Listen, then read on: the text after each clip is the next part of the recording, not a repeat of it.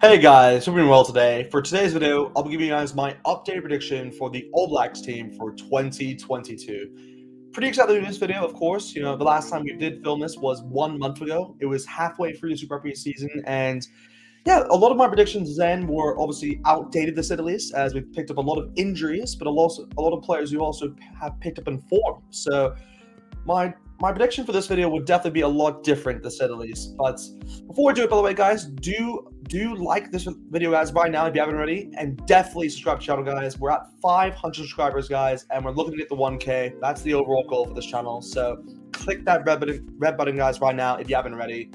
But of course, yeah, let's just get into this. This is gonna be great. Of course, there's 52 players in total that I have in front of me, but I'm gonna obviously narrow it down towards 36, as we are looking to get a 36-man squad for this All Blacks team to face Ireland within the July international. So pretty excited to do this, of course, and yeah, let's just get straight into it. So I mean, we do have the likes of, as you can see, we do the likes of, the props, hookers, locks, loose forwards, scrum halves, fly halves, centers, and winger slash fullbacks to choose from.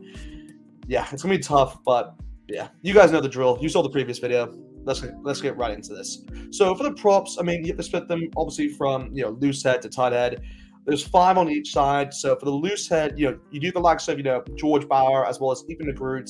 You have Alex Hodgman, Aiden Ross, and Ollie Norris. I mean, 2 Chiefs forwards there. Two one from obviously the Highlanders, Crusaders, and the Blues. But first of all, I think you have to go with George Bauer. Of course, he's arguably been the best. You could say one of the best props within Super Rugby. I mean, he's done very well in terms of how and how consistent he's been throughout the season. Obviously for the Crusaders, and he's really just stood out for them, particularly with that scrum setup. So yeah, George Bauer definitely deserves to get in, and he's definitely been included within previous All Black setups a lot. Really, I think he was the most chosen loose head, I believe, from Ian Foster's during Ian Foster's time so far. I think last year. So I mean, yeah, you definitely have to go with George Bauer there. For the second choice, I mean, I think it's pretty easy. Even the group, you slot straight into that second choice right there. Even could be first choice in my opinion. Depends on who's in form really. But even the group kind of proved that once again. Obviously against the Blues within that quarterfinals. And he was just great in that. I mean, he won like consecutive penalties from that game as well. He kind of just outsmarted them really when it came towards that scrum setup. So yeah, he definitely deserves to get in. I mean, he's been arguably one of the best players really for the Highlanders this year. So yeah, he's definitely in my squad. For the third choice, this is where it gets a bit difficult because you have 2 experienced players here in the likes of Hodgman as well as Aiden Ross, and both of them have had great seasons, respectively. But I'm actually going to look towards Ollie Norris within this position, just because he's come up a long way, and obviously he's involved within the Chiefs setup as well. Same with Aiden Ross, but he's just a younger prop, and I think that the All Blacks should look to kind of develop, I guess, their youth in terms of that position, in terms of just getting, kind of building their squad depth, obviously, when it comes towards the Rugby World Cup. So I think in that sense, I kind of like putting Ollie Norris in there. And also, he's had a great season for the Chiefs. He's kind of proven once again, coming off the bench and obviously starting a few times, that he definitely has the ability. I mean, he scored that try against, what was it, the Rebels, I believe, that won that game. So yeah, he definitely has it in him. So yeah, I think he definitely deserves to get a call up into this All Black squad. But moving on now towards the tight heads, I mean, you do the likes of, Opportunity Fassi, Angus Taval, Tyrell Lomax, Tamati Williams, as well as Nepo Lalala. So 5, tight heads to choose from there. Straight away, you're going to go with Opportunity Fassi. He has been, I mean, not arguably, but he has been the best prop within Super Rugby Pacific. I mean, he's just been sensational for the Blues. Put up a lot of good performances for them, particularly that one against the Crusaders. As he was just superb from that game. But yeah, Opportunity Fassi definitely deserves to get in. Second to him, you got to go with Angus Taval. Again, another great player who's been very consistent for the Chiefs this year. And, he was very good within that game against the Waratahs within that quarterfinal. So, yeah, got to give it to him. And he's an experienced player as well. So that just adds more towards, just adds more of a reason why to choose him. The third choice, though, again, a very similar situation where you have 2 experienced props here in the likes of, Tyrell Lomax as well as Nepo Lalala. Nepo Lalala probably hasn't been in the best form really for the Blues in terms of the props they have, so I probably would discount him. But again, you have Monty Williams. He's a young player, up and coming, a youth. Obviously brings that energy towards it, and yeah, he's been brilliant for the Crusaders this year. And great within that scrum setup. Do I go with him?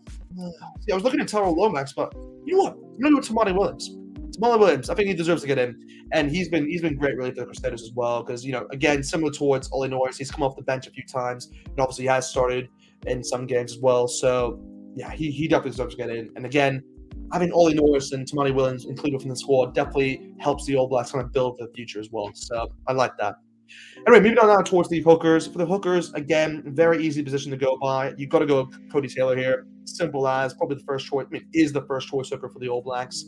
And arguably will be the first choice for the World Cup unless, an injury picks up for him. But yeah, his second choice is a bit more difficult. I thought it would be more difficult because, you would always, kind of lean towards it, Asaf Moore or, Takalaho.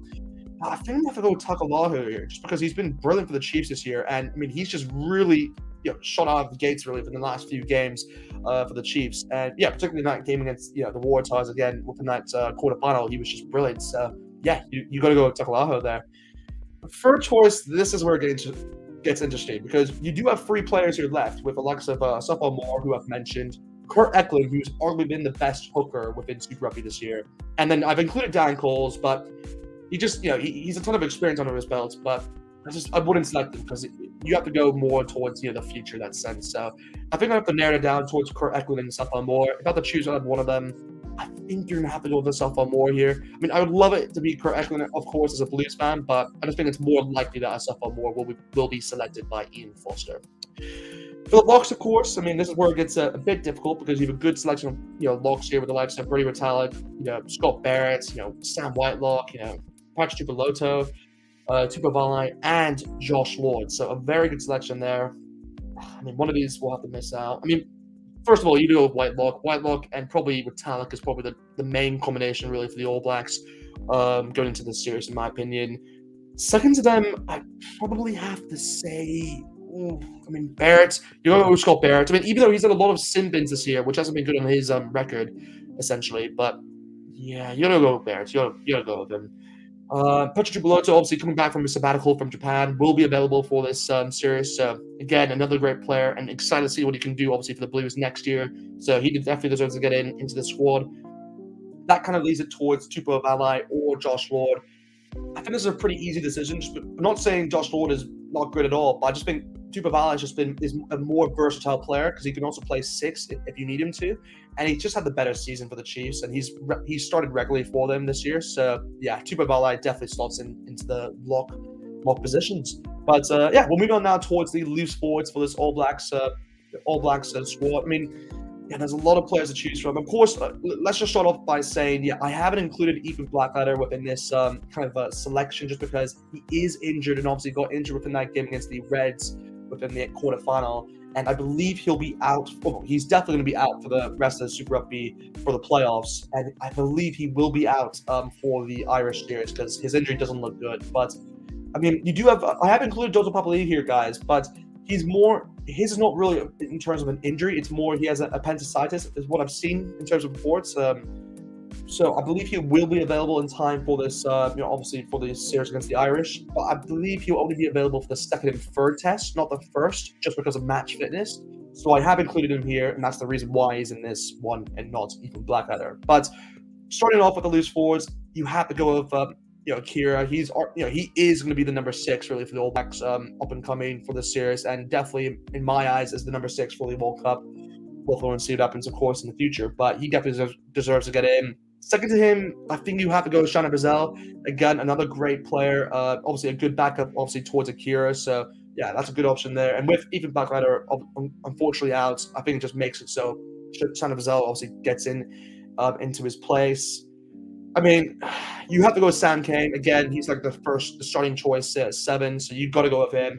I mean, in terms of 7s, you do feel like, Luke Jacobson, Dalton Papali'i, and Tom Christie. And Tom Christie's had a good season for the Crusaders, but I just think you have to go with Dalton Papali'i for the obvious reasons. Arguably been, the most valuable player you could say within this for this season, and for the Blues, he's just been superb, really, in terms of his captaincy and his leadership. So yeah, you got to go with him. And then yeah, I think if you're going to choose between Luke Jacobson or Tom Christie, you got to go with Luke Jacobson just because he's just so much more versatile. the sense where he can play both 6, 7, and 8. So yeah, that definitely adds kind of a a bit of a bonus in terms of why you select him over other players. So he definitely deserves to get in. Two more players to select from, and this is where you get into the number 8s really, which is Artis Sevilla, Hosking Tutu, or Miguel Tudo, who's had a brilliant season for the Highlanders. But I think this is obvious. Artis Sevilla, you gotta go straight away. Great player, arguably one of the best players in World Rugby, still to this day. And yeah, Hosking Tutu definitely deserves to get in. I mean, after that performance against the Waratahs in that quarterfinals, he just proved once again why he's going to make the squad, and why I believe he should make the squad. Yeah, that's kind of it really for the forward pack. So moving on now towards the back line for this All Black squad. For the scrum halves, very tough selection indeed. I mean, you do the likes of Aaron Smith, Flat Fakatava, Brad Weber, TJ Perinar, as well as Finley Christie to choose from. All of them have been in good form. I'd say besides TJ Perinar, because he's had on and off really games, but for the rest, been very consistent. Aaron Smith, of course, is injured at the moment for 2 to 3 weeks, I believe, due to a groin injury. But I believe he will be available in time for the first test. So you got to go with Aaron Smith. Second to him, I think you have to go with Falal Fakatava. And I'm very excited to select him, of course.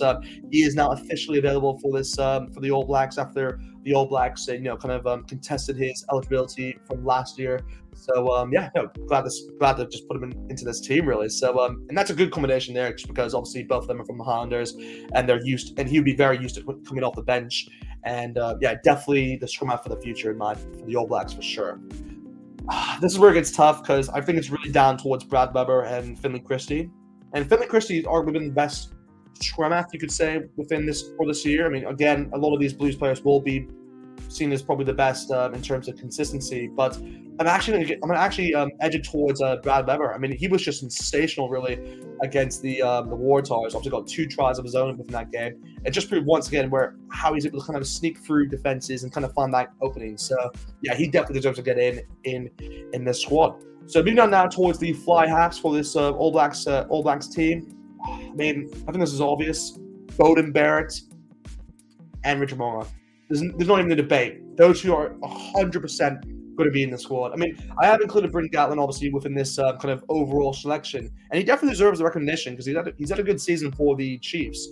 But them two, Beauden Barrett, I mean, first of all, Beauden Barrett, he's just scoring tries for fun now. I mean, I think he's scored 2 tries in the past, within two of his last 3 games. So it's incredible, really. And then Richard Mo'unga, again, a very consistent player and definitely someone you can rely on. And has had a great season for the Crusaders. Obviously, came back from an injury, but yeah, he's just gone off. He's just proven once again why he's just one of the best fly-ups in the world. And yeah, definitely deserves to get in. But yeah, moving on towards the centers.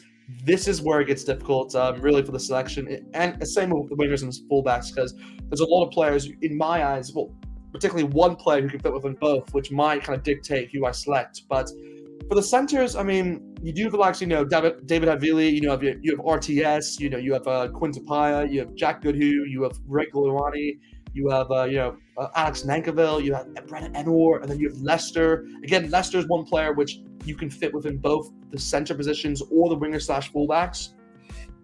It just depends on who I go with, really. But I think I have to go with David Havili first, because he's a very consistent center, along with breakouts, because them two I'd say in my eyes is probably going to be the starting combination for the All Blacks. I'll probably do a video in the future about this for what I think the starting combination would be. But I mean, again, who do you go with them?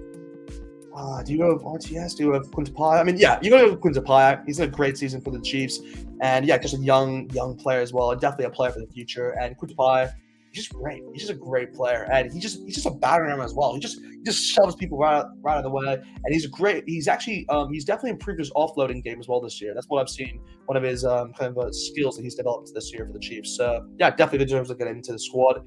Second to him, I mean, you've got to go with Jack Goodhue, just because a lot of experience within that player, and of course he's a great player for the Crusaders. Definitely proved it again within that quarterfinal against the Reds.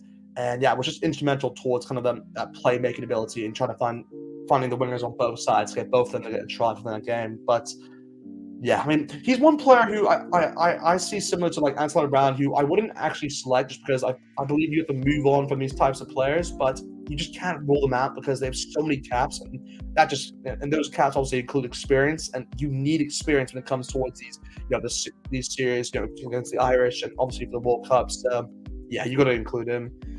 But the third, who do you go with the last choice here for a center? I mean, do you go with Mankiewicz, who's arguably been the best center, in my opinion, I'd say, this year for Super Rugby Pacific? I mean, do you go with, like, Leicester? Does he slot within that center position? Because he can also play, he's very versatile in the sense where he can play center, like a 13/12 or 11. This is tough. I think what I'm going to actually do, just so that I can include both of them, is that I'm actually going to go with Mankiewicz, because he definitely deserves to get in my eyes. I believe he deserves the call-up. He finally deserves that All Blacks call-up after this year. And I'm actually going to go with Leicester, but within the winger/fullbacks position. So it actually kind of that by doing that kind of gets rid of one of the winger/fullbacks I would have selected from this squad. But I mean, we'll go to it now. I mean, there is the likes of Caleb Clark, there's Riasi for the Hurricanes, you have Sever Reese, as well as Will Jordan for the Crusaders. And you have Stephen Perifetta and Jordy Barrett, who can obviously play within that 15 position. I mean, Jordy Barrett can also plays a center, obviously, as we've seen for the Hurricanes within this season. I mean, Perifetta can also play a 10, so both are very versatile players in that sense, and what I like within a player as well. This is going to be tough. I mean, Kevin Clark and Riasi are more of 11s. I mean, same with Lester Fang, and he's 11 as well. I mean, same with Reiko, because Reiko can obviously cover that 11 position as well. I think because of that, because you have two players already who can cover the 11 position, this might be the worst decision ever, but I'm actually not going to include Caleb Clark or Riasi within the side. Oh, that's so tough to say, but I think just because you have Reiko there who can play 11 as well, and Leicester, it covers that kind of position. And then I'm actually going to choose Sever Reese, again, another player who can play 11 or 14. I'm going to go with him. Very consistent player, and I've been very impressed with his his ability to win balls with the breakdown and just turn over the ball so easily. So yeah, he's just a great player to have, really. So he definitely deserves to get in. Same with Will Jordan. There's no debate over this. Arguably one of the best young players in the world, and obviously he won Breakthrough Player of the Year last year. So he's just going to up his game, I think, every year as the years go by. So he definitely deserves to get in. Will Jordan. Second to him, I mean, I'm actually going to go with Stephen Perifetta. I think he deserves a call. I think he's one of the players who's in line for a call for this All Black side, because he's had a great season for the Blues, and his playmaking ability is just out of the charts, really. It's really great to watch him play, and he's just so good, with that combination with Bowden Barrett as well. So yeah, I really think he deserves to get a call up. And then, yeah, of course, that kind of leads it towards Jordy Barrett to finish it off, because he's just a great player. And again, like I said, very versatile, and he gives you that long-range kicking with it as well. So, yeah, that is it, guys. That is the 36-man squad that I've selected for the All Blacks. Do let me know in the comments right now if you agree or if you make some changes. I want to see those comments, guys, because I will reply to them as I normally do. And, guys, like I said, like this video, guys, right now. Like it right now, and definitely subscribe to the channel. We're trying to hit 1K. That's the next goal. Of course, we've accomplished 500 subscribers, so thank you to everyone who has subscribed. But yeah, the next goal is now 1K, so let's make that happen. So definitely click that red button, guys. But yeah, there you go. This is my 36-man squad for the All Blacks against the Irish. It was tough, but yeah, wow, that was very tough. But anyway, I'll see you guys next time. And yeah, I'll see you guys for the live streams as well. But anyway, have a good day, and see you guys next time.